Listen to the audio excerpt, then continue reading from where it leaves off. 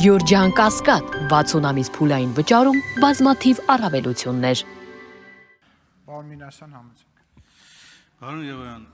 նամակ որ ստացել եք, փաստեք, որ այնտեղ խոսքը չէր գնում միայն տեխնիկական այդ վիպակի մասին, առասարակ գնահատական էր տրվում, որ հայերեն թարգմանությունը անորոշության բարձրաշան ունի եւ իրավական պրակտիկայում մեկնաբանության տեսակետից խնդրահարույց է, սա կարևոր մի դիտարկում, որը իսկապես մենք էլ որ նայում ենք հայերեն տեքստը, բավական անհասկանալի բաներ կա, բայց կոնկրետ հարց Ուկրաինայում Եվրամիությունը իրականացնում է հիմա ռազմական առաքելություն, թե ոչ, այո, իրականացնում է, ապա այս համաձայնագիրը կարող է դառնալ հետագայում Հայաստանի համար առաջադրման, նման առաքելության մասնակցության առաջադրման իրավական հիմք եվրոպական երկրների կողմից։ Եթե հիմա ասում եք, որ Հայաստանը կարող է ցանկացած բան կամավոր արտահայտել, այդ ժամանակ արդեն դառնա պարտադիր, թե ոչ։ Ես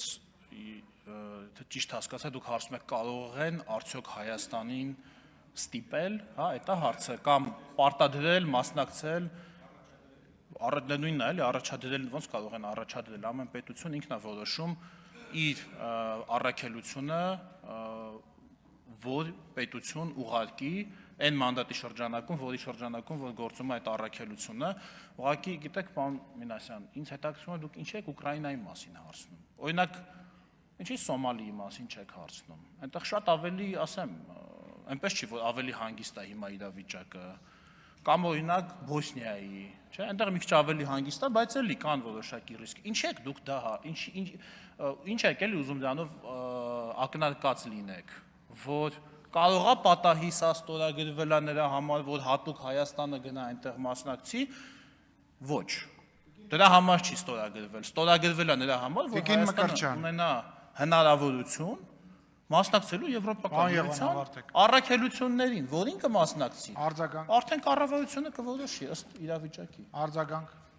Սուրճի բաժակի այդ մոտեցումը թարգեք, ես կոնկրետ այդ որ հարց եմ տալիս, մի որոշեք, թե իմ հարցի շրջանակներում ինչ։ Եթե դուք ասեք, ես հարց տվեցի կոնկրետ որ երկրների հետ է կնքված, Կոստանյանը պատասխանեց մի քանի երկրների օրինակ բերեց, հիմա այդ ռազմական առաքելության այլ օրինակներ կան, նույնը վերաբերում է նաև այդ օրինակներին։ Եվ առաջադրում նշանակում է իրավական հիմքով Եվրոպական միությունը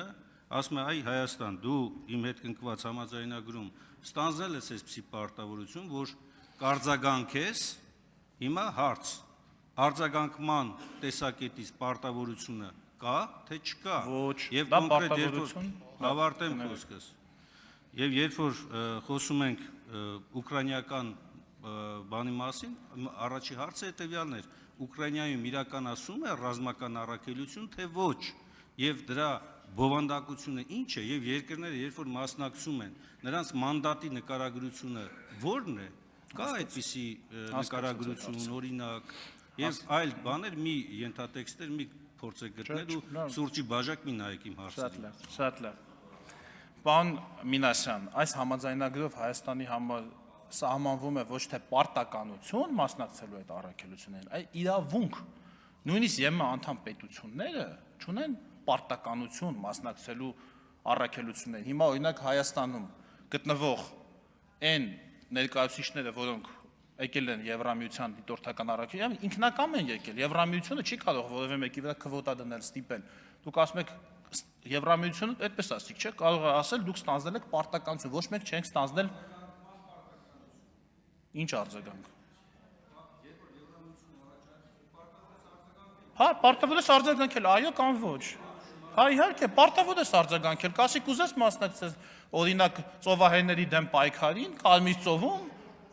կասես կամ այո ուզում եմ ծովահենների դեմ պայքարեմ Կարմիր ծովում, կամ չէ, հետաքրքրված չեմ, Կարմիր ծովում ծովահենների դեմ պայքարով, օրինակ, ինչ վերաբերում է Ուկրաինային, դա էլ ասեմ, այնտեղ իրենք երկու առաքելություն են, մեկը քաղաքացիական, մեկը ռազմական, ռազմականը առավելապես ռազմական խորհրդատվության առաքելություն է։ Շնորհակալություն, պարոն Եղոյան, կարող եք զբաղեցնել ձեր տեղը։